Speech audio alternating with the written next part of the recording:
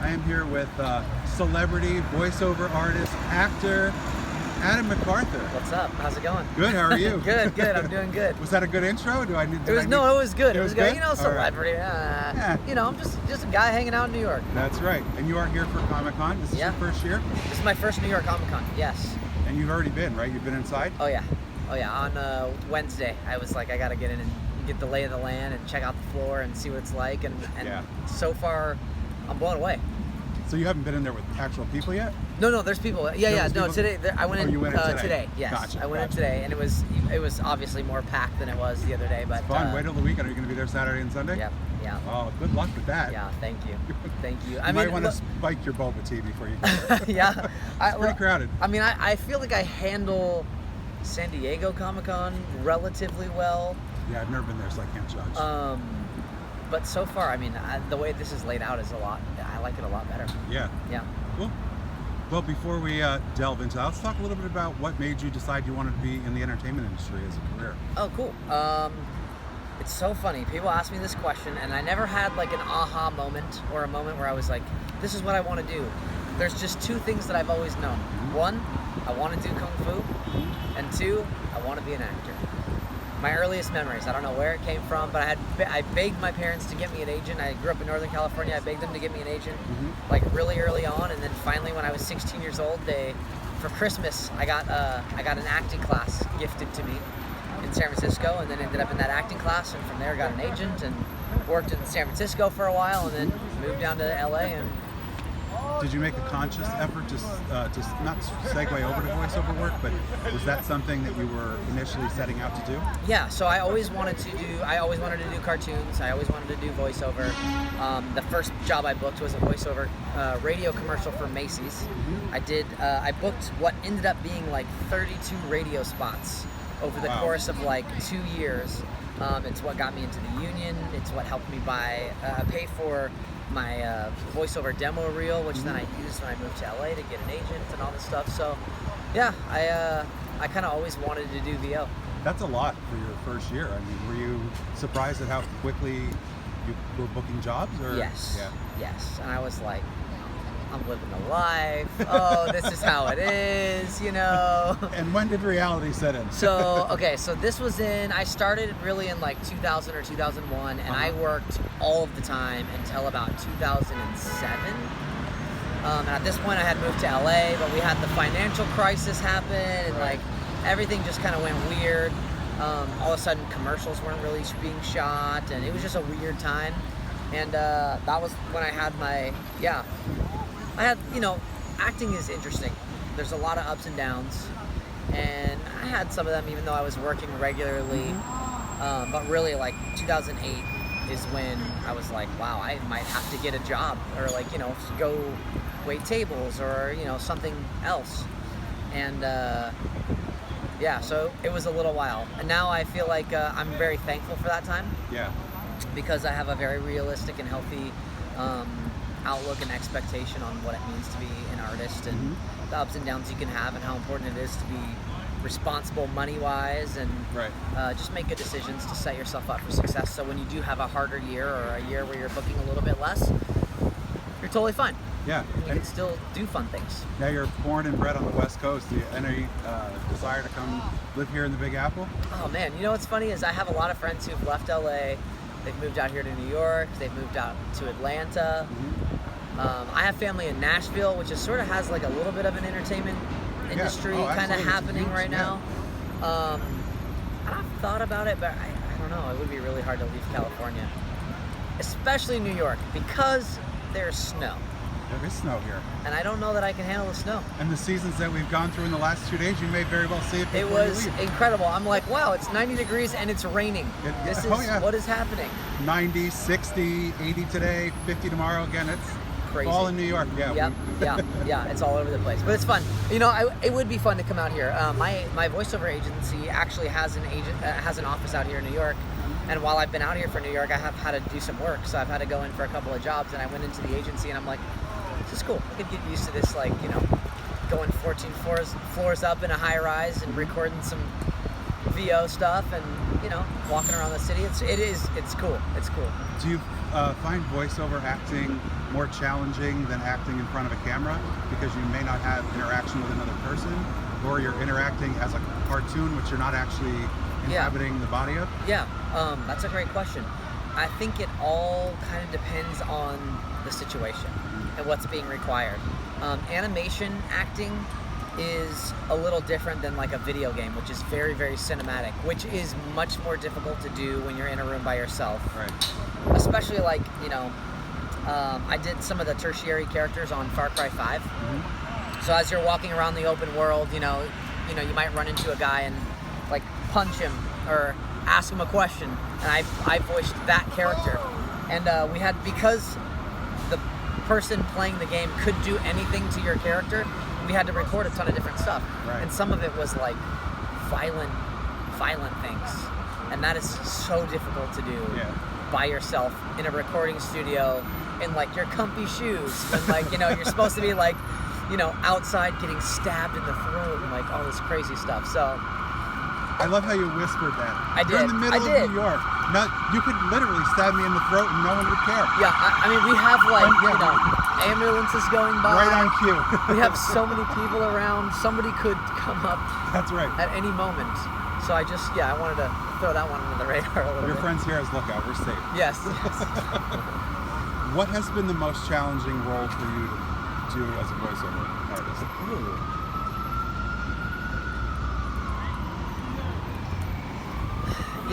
For me, the jobs that have been most tough have been less about the acting of the role and more about animation in general. Voiceover as a whole is a really collaborative thing, and I guess on camera is too, but even more so I think voiceover, especially animation, because you're not seeing a finished product. Live action, you're in the scene. You can see what this is going to look like. You can ask how tight your shot is. Voiceover, some jobs you don't know what this is going to look like. When I first started recording Star vs. the Forces of Evil, I was like, what is this? Like, what is it going to look like? And then when I saw an episode, it all made sense. So jobs that have been most tough have been when like the voice director has one direction, the producer wants something else completely different, and my instincts are like, guys, I don't think what either of you is saying is right. And we all kind of have our own idea, and then I have to sort of let go of whatever I've got going on and figure out how to still bring something to the table, but make guy one and person one and person two happy, even though they're asking for completely different things. Right. So it's it's like walking a tightrope. Yeah, because you don't have another actor to back you up. Right. It's like, I think this will work in the scene. Yeah. You're like, well, we all think it'll work in the scene. Right. Or it won't. Yeah, and there's a lot of faith on my side from that, because it's like, if something doesn't necessarily, if I'm like, okay, I wouldn't have picked to read it like that. They're like, no, trust us. We're gonna have the other person, like they're gonna direct the other person separately, right? And bring it all together. So yeah, there's a lot of trust. Without naming a specific project, had you put your trust in somebody, and then when the finished product came out, you were like, maybe I shouldn't have trusted them? Oh, for sure. Yeah. And I honestly think every actor has these projects where you're like, all right, cool, it's a paycheck. I hope I can be proud of it. And sometimes it turns out and you're like, oh, that's amazing. Like, I would have never expected it to be that great.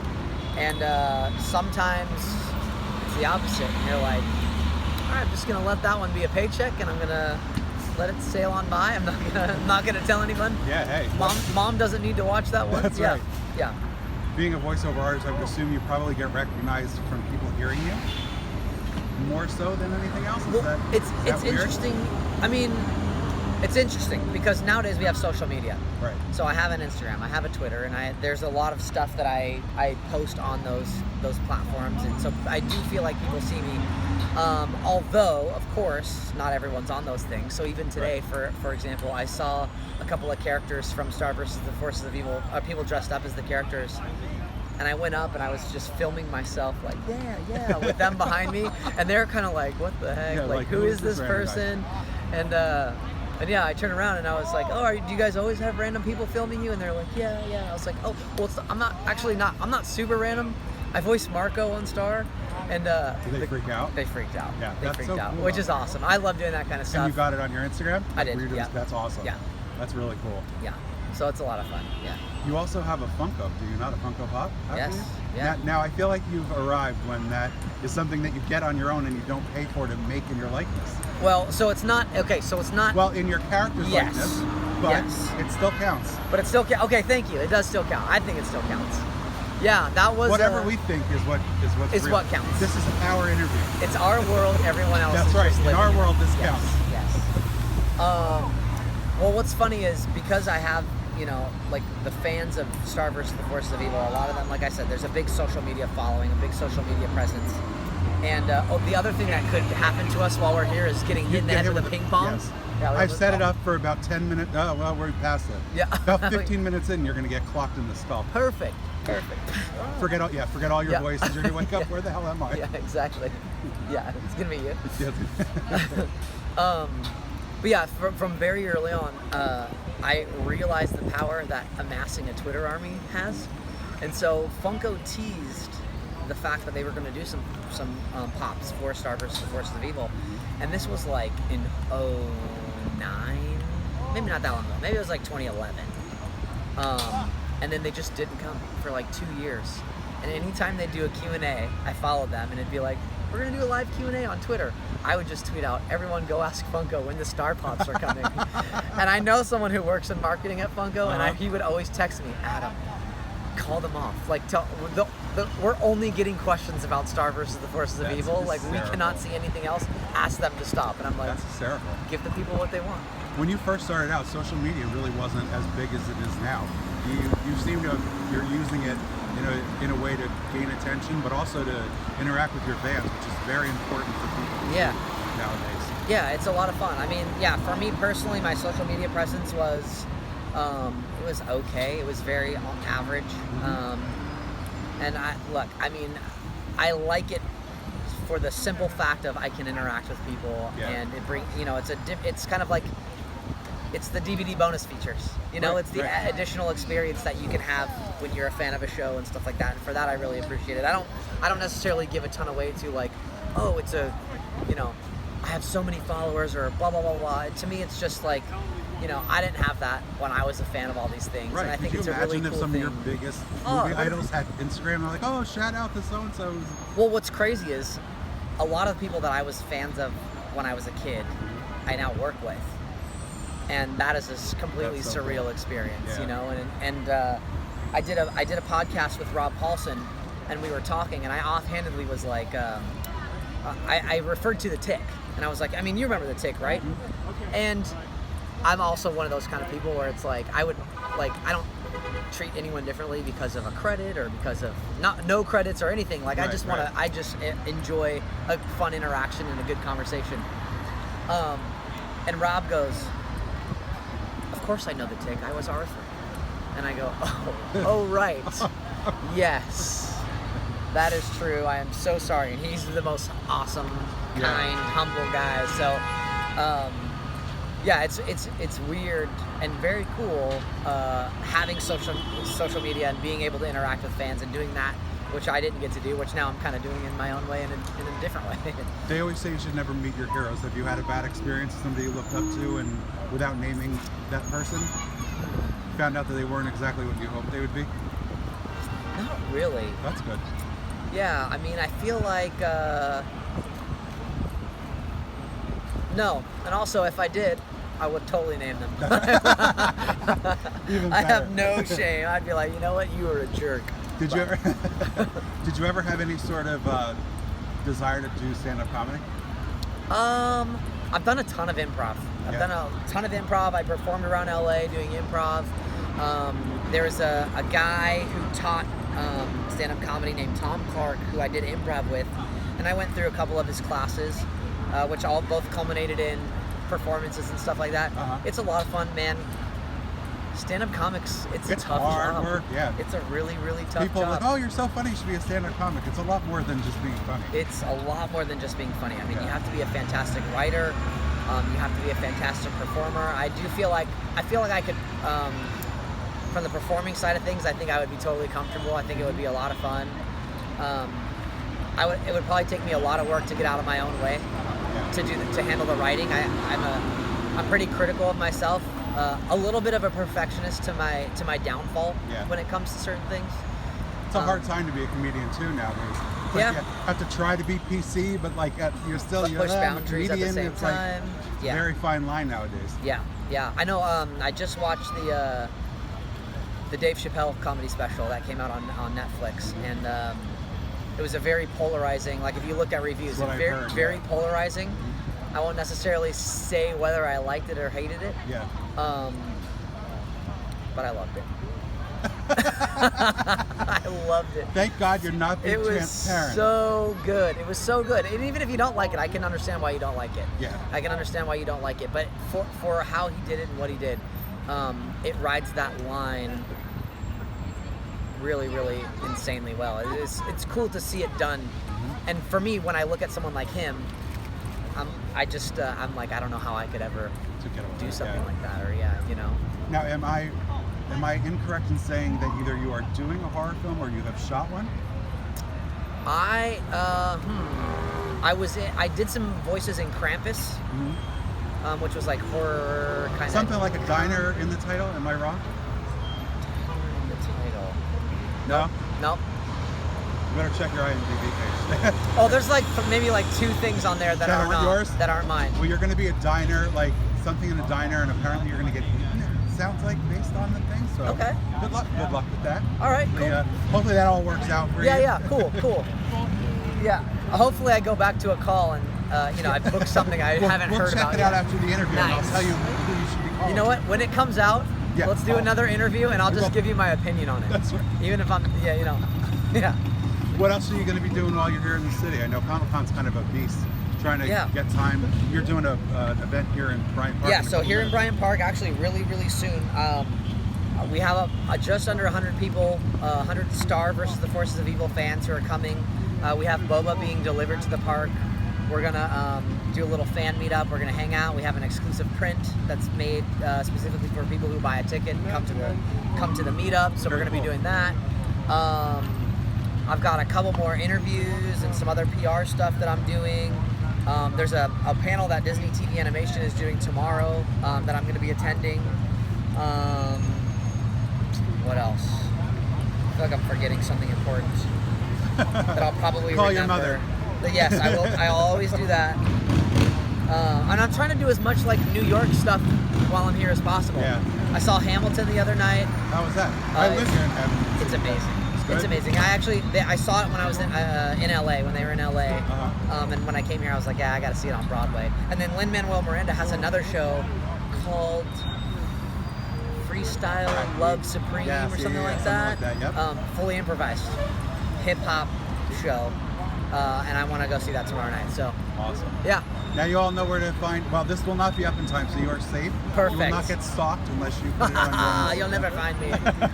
Not until it's too late. Not till it's too late. Do you have any gigs lined up for the fall and winter? Yes. So Big City Greens Season 2, it's another Disney TV animation show, was just announced. I believe it's September 16th is when Season 2 airs. It's either September 16th or November 16th.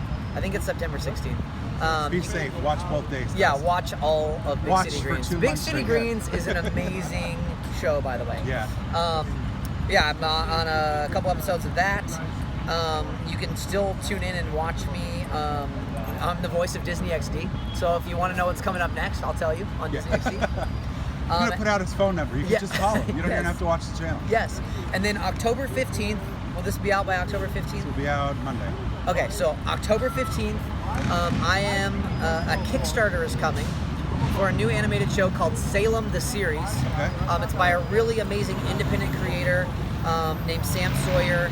She's awesome. It's me, Rob Paulson, Laura Bailey, who are both of them are just like voiceover royalty. Rock Powell is another really fantastic voiceover actor who's going to be on the show.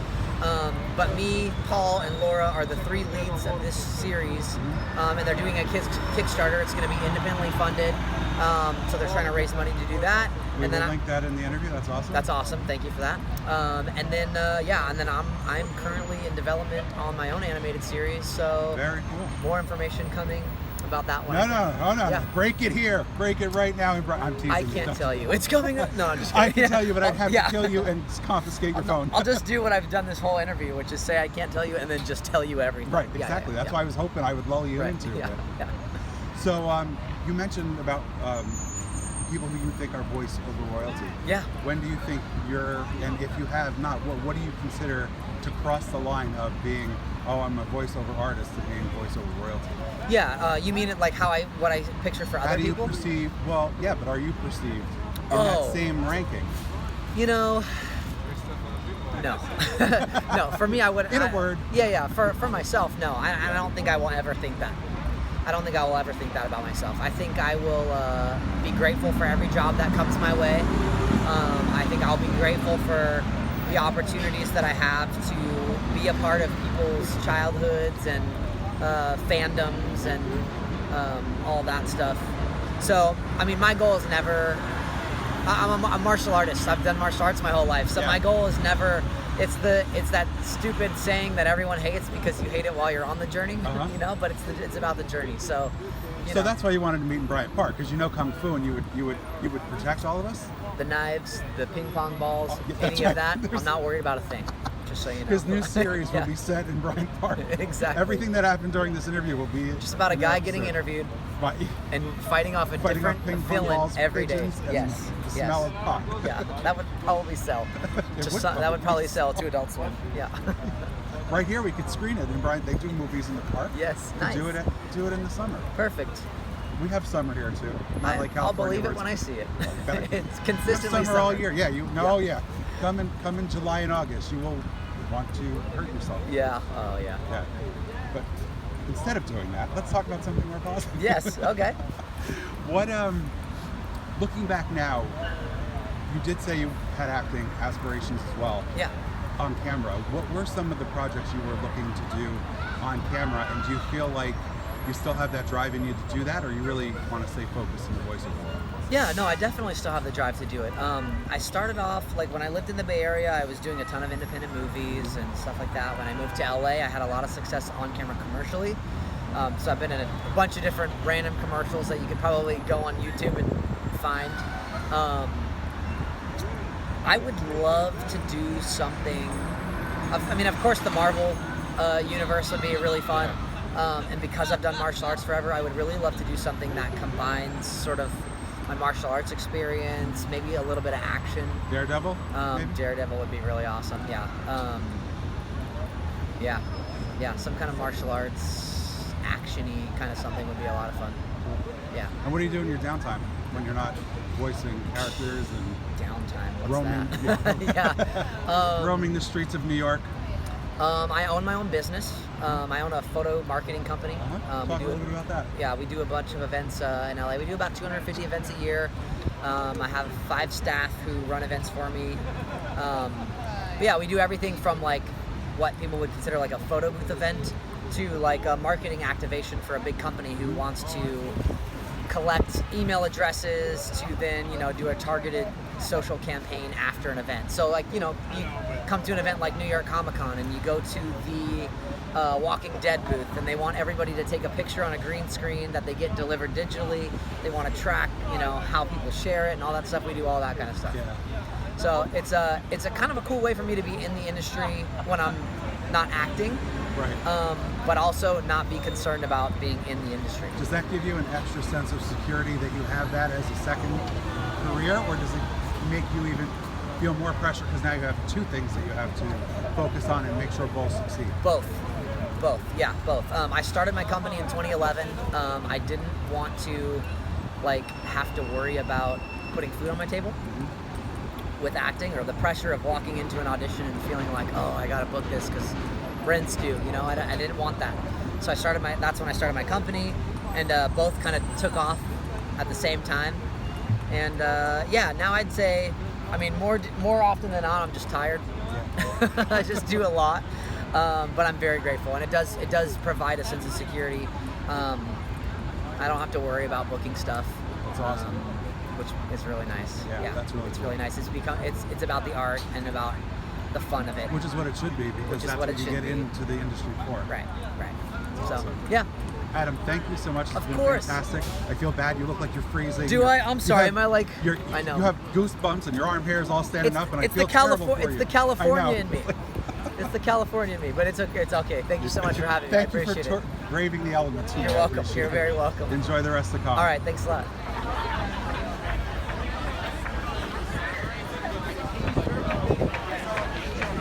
You could also have her sign it. Yes, I will. I practice. Like when I was You're welcome. of course. Get that. Amazon. Oh my gosh.